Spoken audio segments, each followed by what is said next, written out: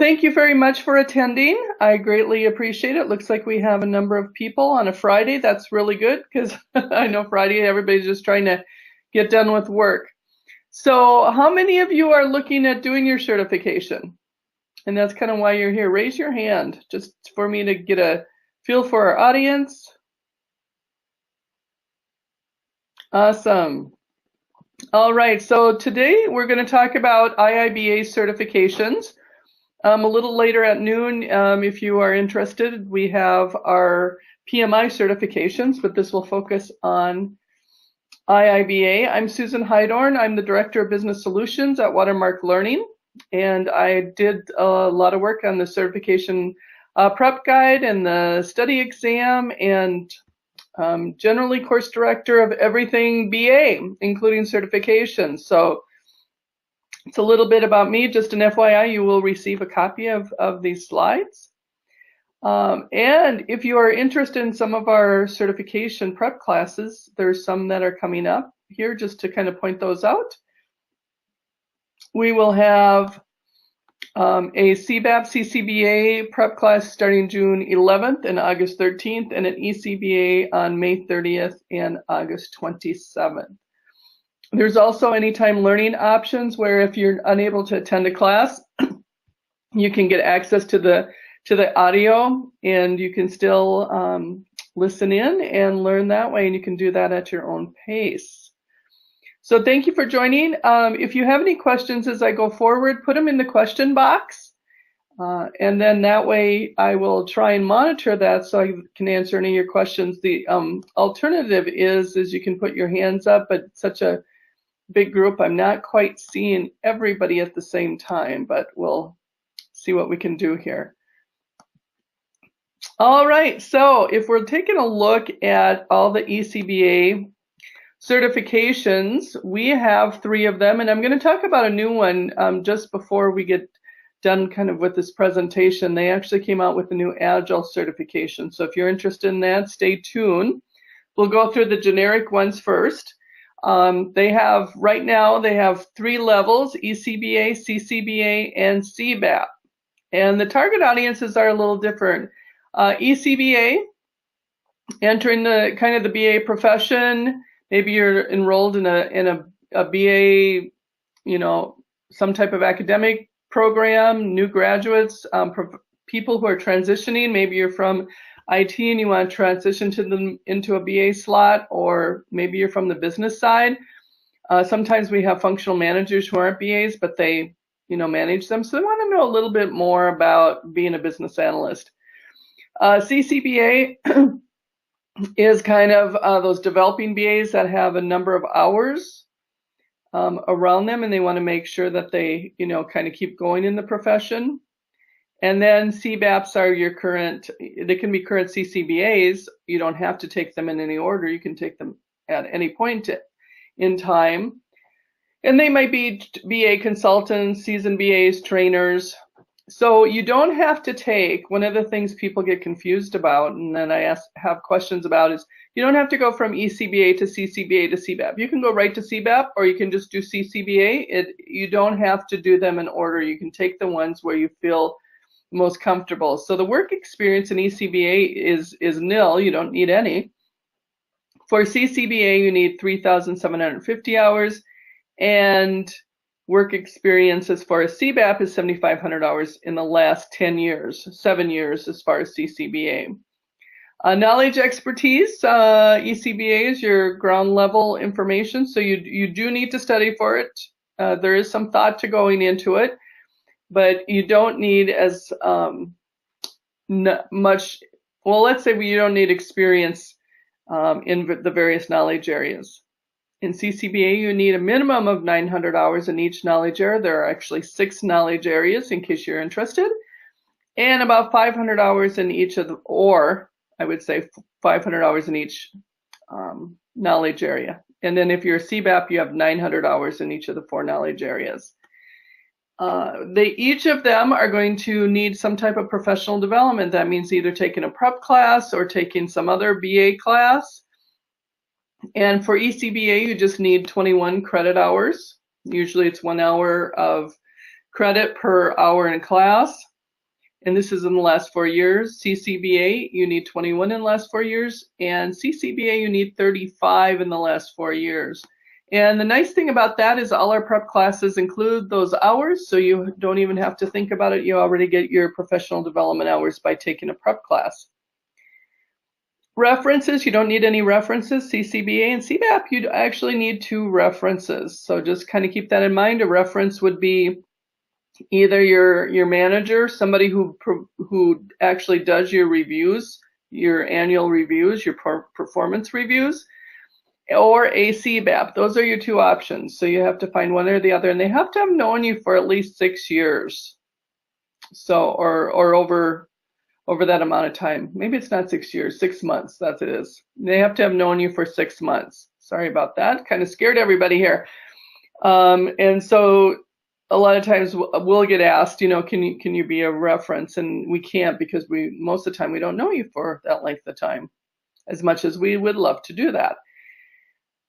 Okay, and then you need to sign a code of conduct, after you're done, saying you're going to be a good BA, you're going to follow ethical guidelines.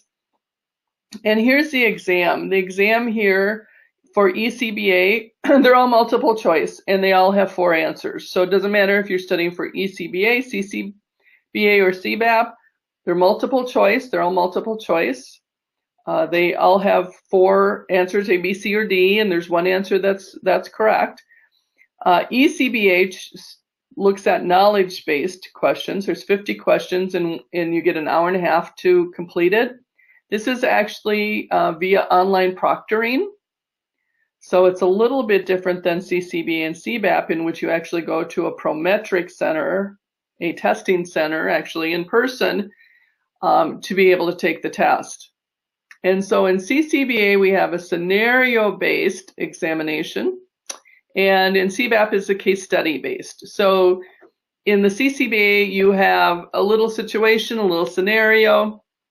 It takes, it's about, maybe 2, 3, 4 sentences, kind of just short. You're a BA, and, here's the situation. What would you do? Or what would you suggest? Or what would you do next? Or, some to that effect.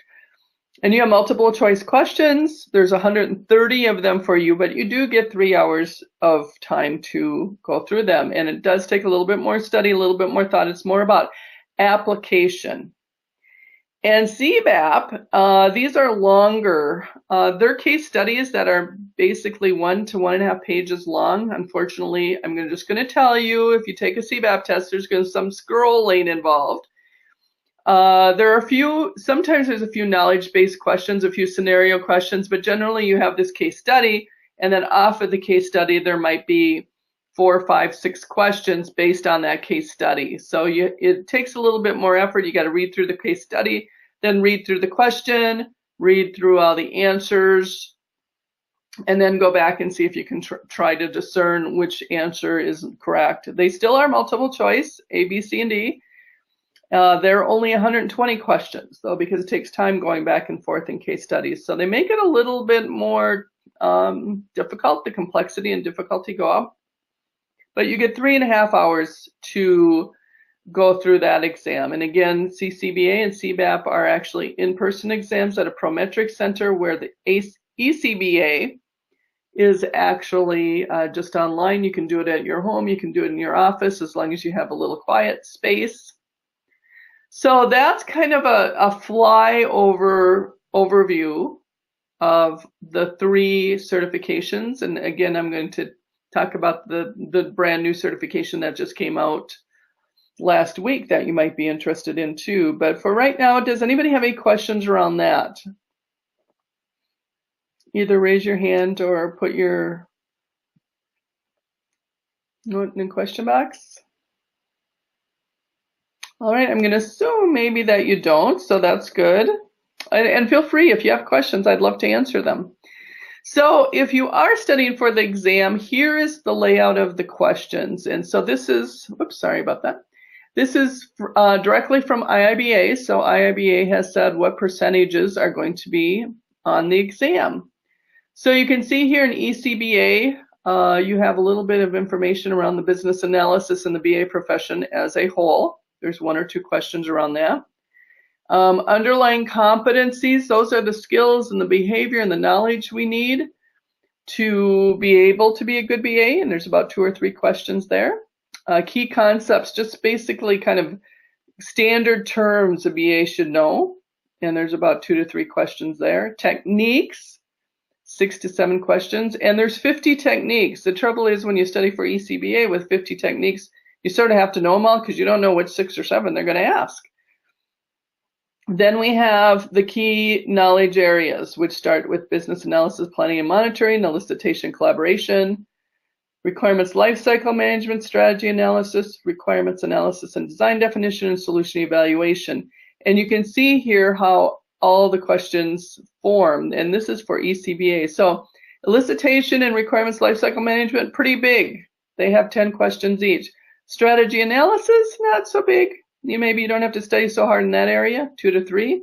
12 in red, so that's kind of a big one. And there's only 1 in solution evaluation. If you had to pick an area not to study or just at least gloss over, that might be it. Now, when we look at level 2 and level 3, which is your CCBA or your CBAP, here are the percentage of questions, and they do it by knowledge area. And so you can see that CBAP have a few more in planning. Actually, the CCBA have more questions around elicitation and collaboration, a little bit more around requirements lifecycle management, but there's a number of them too in CBAP. Strategy analysis, CBAP has more questions. They're about the same as far as requirements analysis and design definition. And solution evaluation, there's a little bit more. So here is the key as you're studying, this is just a Susan tip, is that even though these areas say NA, we don't have a percentage, what they have done, particularly with the techniques, is take the technique questions and incorporate them into the knowledge areas. And we know that for a fact, because sometimes people come back to us and they go, well, there's a lot of technique questions. There wasn't supposed to be according to the blueprint. Well, it looks like there shouldn't be any because it says NA.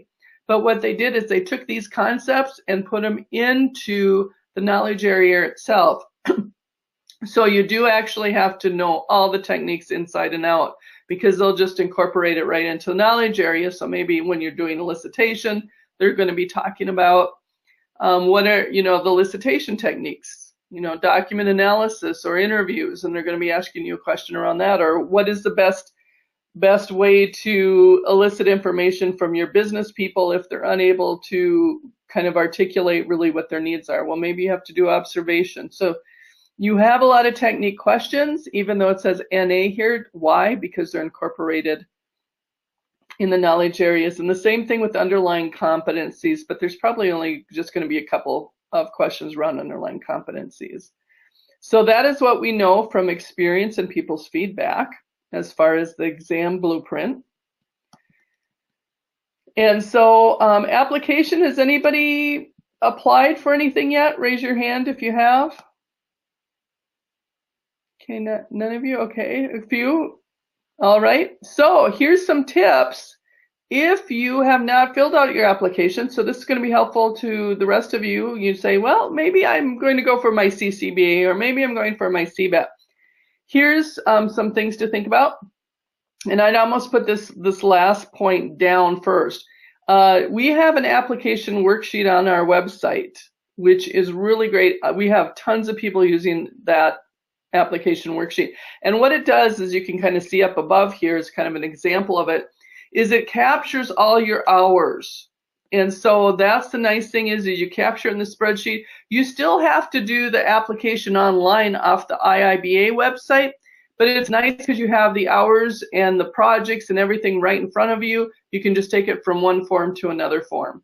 It also makes sure before you start and you're actually filling out the application online is that you do have all your hours accounted for.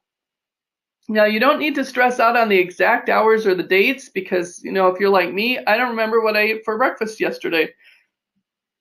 So it's just like, oh my gosh, did I start that on the 13th or did I start that on the 18th? Fortunately for me, when I was doing it, because I'm a CBAP, I actually was a consultant, so all my hours and times were logged, so that helped me a little bit, but I know it's a little bit more difficult for you guys that are in organizations. So I would say, suggest, and it's free, go to our website. You do have to sign in, but the resource pages are free. Download it, and then you can start mapping out what are your hours. And maybe you can say, maybe I'm going to sit for the CCBA, but if I have enough hours, maybe I want to sit for the CBAP. This will help you figure that out. So you don't want to stress out on the exact, sometimes you just got to do estimates because you're not sure of the exact hours. Here's the other tip is while you're collecting hours, make sure you collect more than you need. So for a CBAP, you need 7,500 hours. Maybe make that 770 hours or 7,700 hours. I mean, make it more, because if they kick out anything, if they say, no, this is really a PM's job, this is not a BA's job, even if it's a BA job in your world, it might not be to IIBA's world. And so just kind of think about having more questions or more hours than you need. I have a question here, but I just need to be able to bring it up. Does QA count as work experience? No, it doesn't. The nice thing about the worksheet, it will help you kind of define what areas your work experience will count, and testing and QA stuff does not count unless you can kind of conform it to the BA work. So get a copy if you're a member of IIBA, and I would suggest that you become a member at least for the first year, because then your application is a lot cheaper. You can save money on it.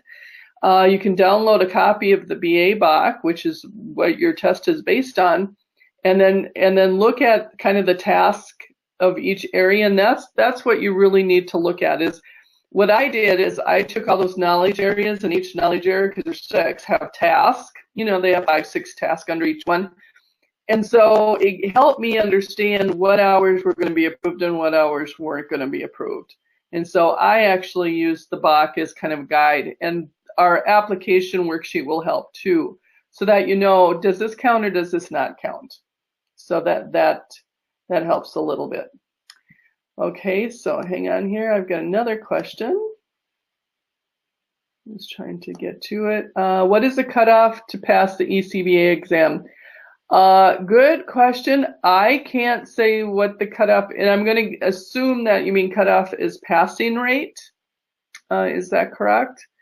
If it is about the passing rate, they don't tell us no matter what. They don't tell us what CCBA is, or the CBAP or ECBA. And literally, I have been face-to-face with these people, sitting down at the same table, asking them those questions, because we always get questions from our students and says, well, what's the passing rate? It's this, and so I said, what can I give my people? What is the passing rate? And they said, well, we can't tell you. So there you go.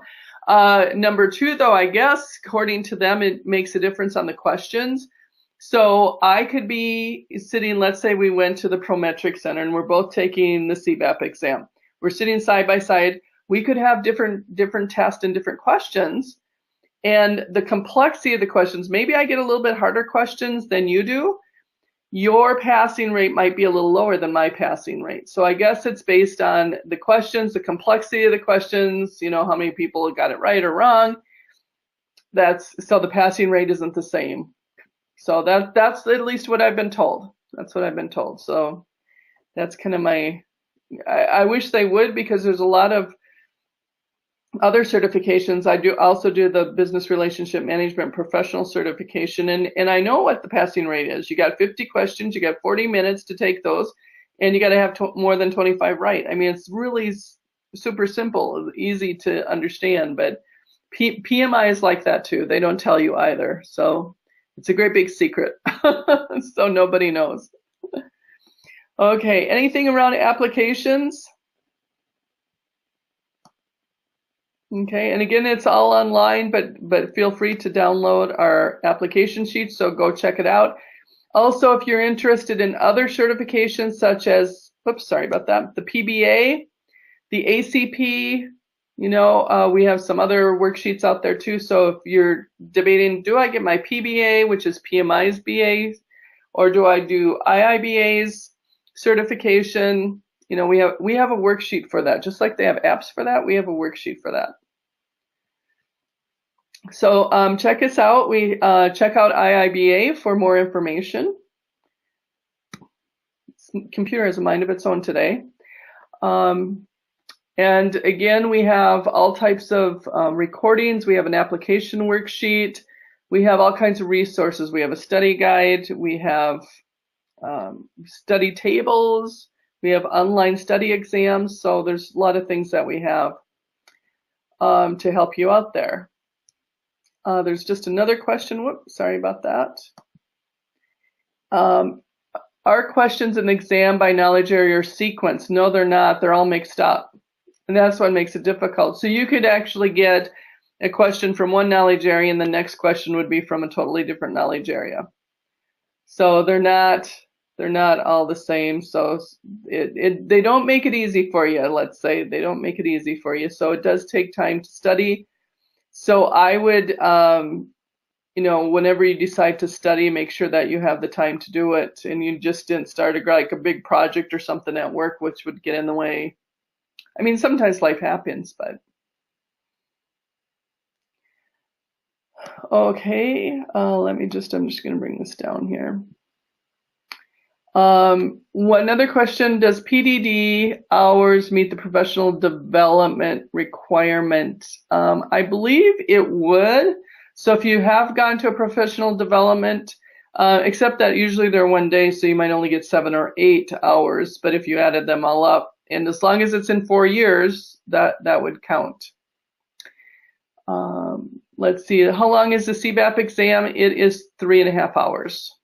So you have 3.5 hours. Doesn't mean you have to take 3.5 hours. Some people get done a little bit early. So as you're studying, these are just some study tips, is that generally people study at least 100 hours. That's not on ECBA, but CCBA and CBAP, generally you're spending a lot of time there. Read the BA BOK at least once. I would suggest twice, frankly. I would read it first, maybe use our study guide, maybe take some of our prep classes if you want to, or get an ATL to listen to it on your own time.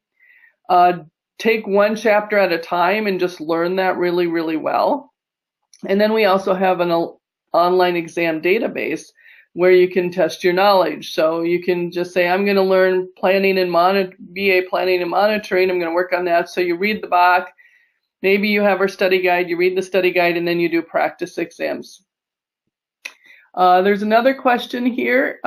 Is there a negative marking in CBAP?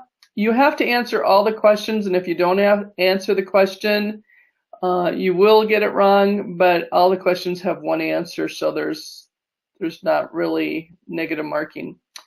One person's been a BA for 4 years, however, I'd like to do the ECBA and CCBA. How long between ECBA do you recommend to wait? If you have 4 years experience, I might just go for the CCBA. You don't have to do ECBA too. I mean, that's just my 2 cents. If you want to do ECBA, I mean, then you're really taking 2 exams, and I don't like testing. But I mean, I'm not saying you can't. I just don't know that I necessarily would. So I might just check out the CCBA, which is you know, scenario-based questions. You still have to go through and understand the box. So, but if you did take the ECBA and you wanted to take that first and then the CCBA, you know, you might want to wait a year or two, get some more experience behind you. Let's see, here's just another question. Hang on here. I just want to move this down so I can have that. Just wanted to ask what the pass percentage is for CBAP. They don't tell us. We just don't know. You know, it just depends again on the complexity of the questions. Our guess, if we had to guess, maybe 80, but that's just a really big guess. I mean, they won't tell us, and I've point blank asked them, had the person right in front of me.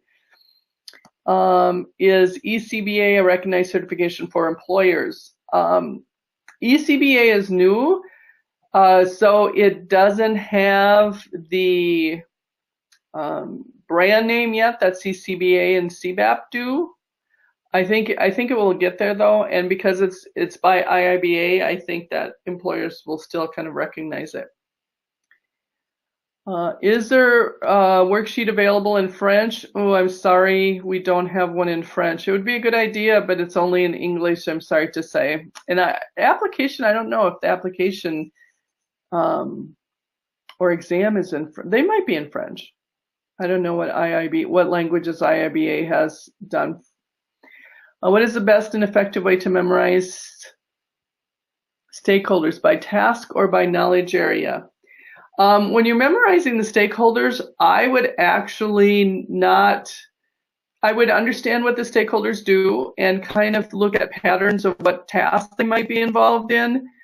But I don't know that, because there's only a couple of questions probably around stakeholders. I don't know I'd spend that much time. I would just get acquainted with all the stakeholder groups. They have 11, all the stakeholder groups that they have, and how, like when in business analysis, planning and monitoring, well, I may not need the implementation SME, because the implementation SME is only going to help me implement the solution. And I'm still in the planning mode, so I'm not implementing anything yet, so they're not needed. And I don't need testers at that point because they're not needed. So you kind of base it. Based on your experience, how much time do you think that a person has to prepare to crack this CBAP? It's going to take you a while. I mean, again, these are kind of some examples, and this is the 80% score is on our practice drill questions, not IIBA's questions, but I would certainly read the back. I generally would, most people that take it usually study about at least 3 months, and they usually go through something at least every day. Maybe they, do flashcards, or they bring some notes to work, and when they have a break or lunch break, they study, and then they usually study on the weekends. So I would say average 3 months, probably 100 hours is probably good too. Can we get past papers for ECBA? No, they don't do that. Can you please say more about the brain dump? Is it possible to take notes in the exam hall? Well, supposedly, if you're doing CCBA and CBAP, Prometric will either give you a little whiteboard in which they'll give you a dry erase marker, or they'll give you paper and pencil. You can sometimes request if they give you a whiteboard for the paper and pencil. But the whiteboards are, because they're usually kind of cruddy. So you can kind of do a quick brain dump on things that you maybe want to remember. So there might be some mnemonics, or you might want to say, gee, I want to do a brain dump around all the knowledge areas with all the tasks, so I can remember what, if I get a question, what knowledge area we're talking about, to kind of ground you. So you can do that. You have to take, when you get to Prometric, you'll get a kind of a little practice, so you know how to use the system, and then you will go into taking the exam. You only have so many minutes to start getting into the exam before there's kind of an issue, so you may have to do it during your exam time, which is the 3.5 hours. So any other questions? These are really good questions. Thank you for all those questions. I'm sure other people. ECBA is an online exam. It is. You can do it at home under surveillance. So yes, you do have a proctor. So you will sign in. You'll have a proctor. You have to have a camera, is one of the conditions to do the online exam. And then what you do is you show your camera as much as you can around your room, so they know that you don't have the box sitting in front of you or whatever, study materials or cheat sheets. And then they'll time it. I was also told, for somebody who was doing online, that they couldn't even get a glass of water. It's not that long. You don't get that much time to take the exam anyway, an hour and a half. So make sure you do all your bio breaks or anything, or if you're thirsty, get a drink before you start, because it's pretty much, you just have to sit there and take the exam. So that's the question on ECBA. Any other questions?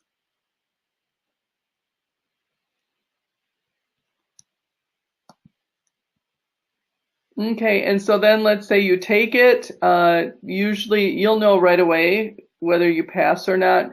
Well, I'm going to say almost right away, because they ask you to take a survey first. which I think is really inhumane because you're anxious to see whether you passed or not. Now you got to take a silly survey.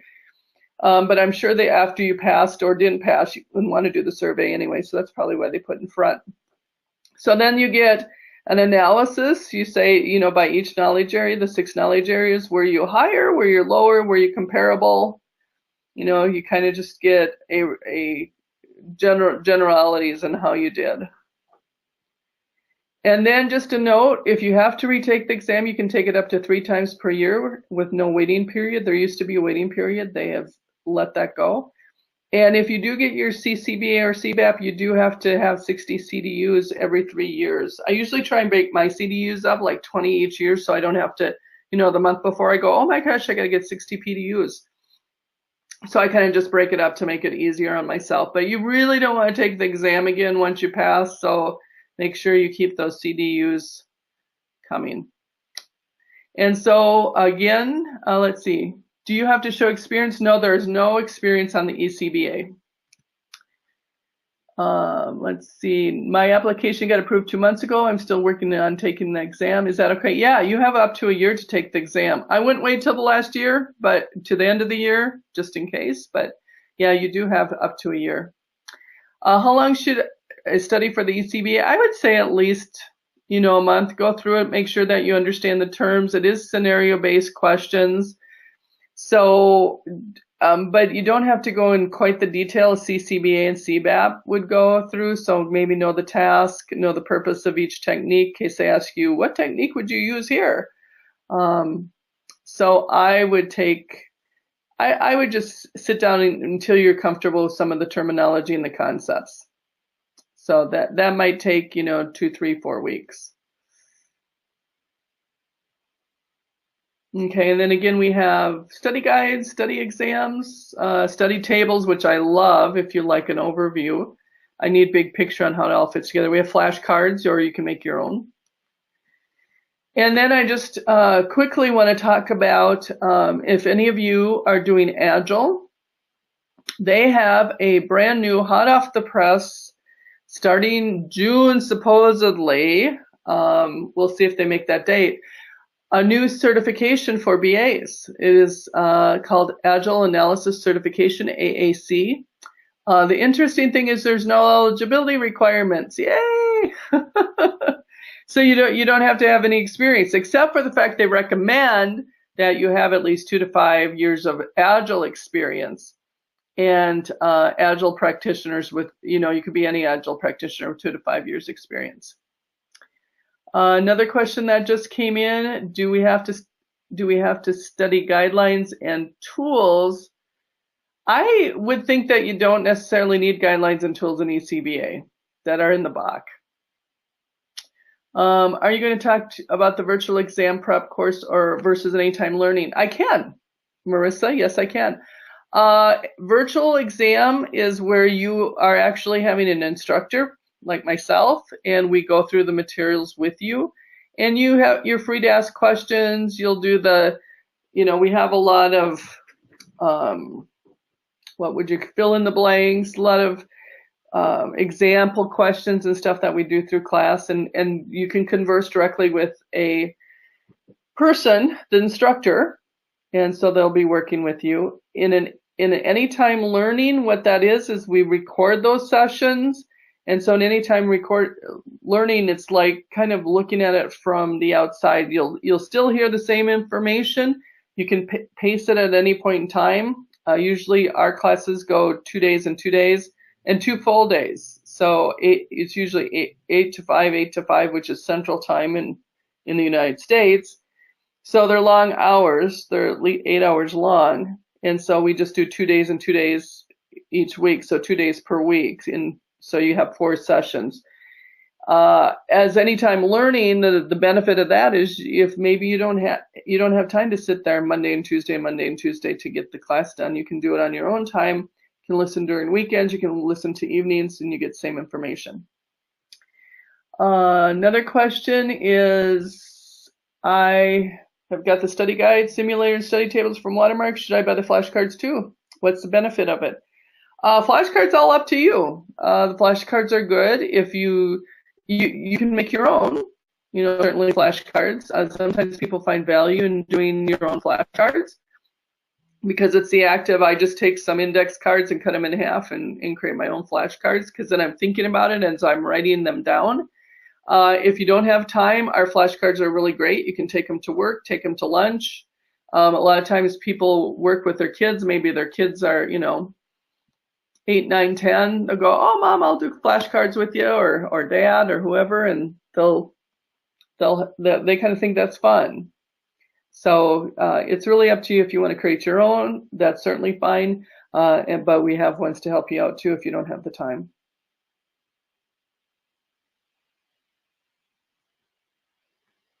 So again, the AAC course, new analysis class is coming up. It's starting June, supposedly. Whoops. And it actually is based on the Agile extension. So you would have to have the Agile extension to the BAC. Someone asked if they have audiobooks. We don't. It's a good idea, though. We've been getting a lot of requests for that. I think I'm going to ask them and see where they are on that. Another person is from Sri Lanka. Well, welcome. Are exam centers available? I really don't know if I would suspect so because they're global. But if they're not, I'm going to assume that they're going to have some way to get you to be able to take the exam. So I would contact IIBA. There's a certification I think it's certification at IIBA.org. Just go to IIBA, the link will be there, and you can ask that question, because I don't know where they all have exam centers. I'm sorry.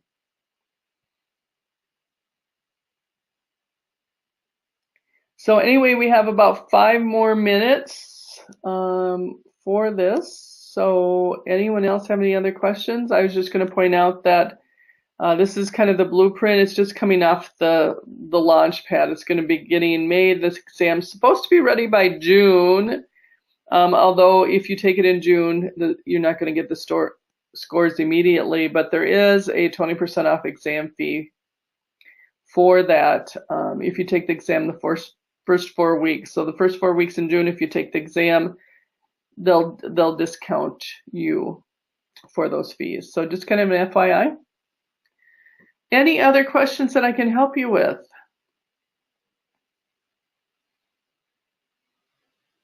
It's a very exciting time. Certifications are really hot. They generally provide certainly value to us as BA professionals, and that designation helps us both with our current employer, but if we ever had to or chose to change jobs, it also helps. Knowing that we have that certification kind of gives you I would say a jump to the top of the heap, if you will. Because as people are looking for business analysts and they go, okay, here are the ones that are certified, here are ones that are not that they wouldn't look at the ones that are not, but I think having your certification certainly gives you a step up. That helps. And there's still just a lot of interest in business analysis. So it's a good time.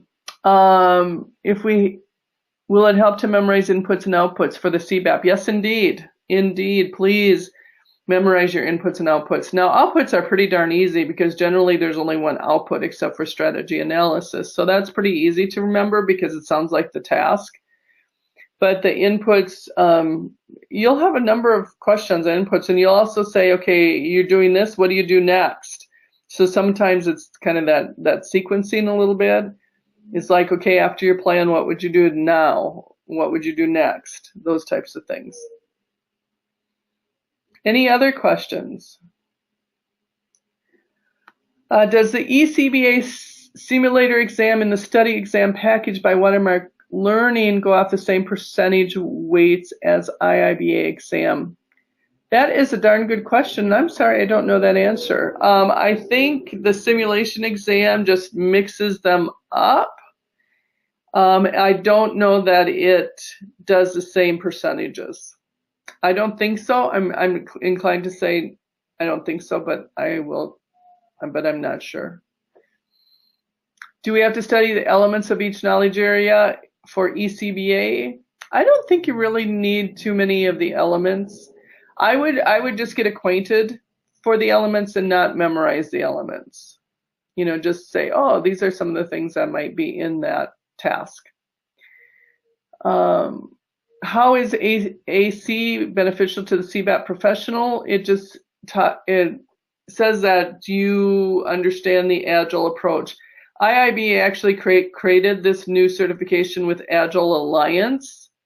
So it is kind of endorsed also by Agile Alliance. So it's not just something IIBA made up, basically. And it just shows you that you understand the principles. It's kind of like ECBA, the principles, the terms, the knowledge, standards around being a BA in an Agile world. They created it because a lot of BAs are struggling. Where's my position in Agile world?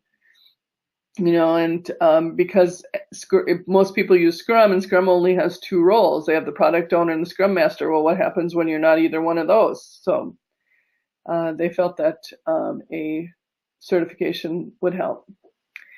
Do we need to memorize all techniques for various tasks? I would definitely memorize all the techniques. Know their strengths, know their weaknesses, know the elements around them, know how to read all the models. That's really critical. As far as memorizing the task for each, or the techniques for each task, that would be really difficult. Unless you have eidetic memory, that's going to be really, really tough to do. But I would get trying to understanding when you might use a technique, and then you can probably back into it and say, okay, if I'm in planning, what might I need to use? So I would know your techniques really, really well, and then figure out during the question, if is this technique the best? Is it applicable in this situation? Any other questions? I just have like a minute left. And if you have any more questions, just go to info@watermarklearning.com and send in a question. We're more than happy to answer it. We're here to help you be successful. So wherever we can help you to do that, please let us know.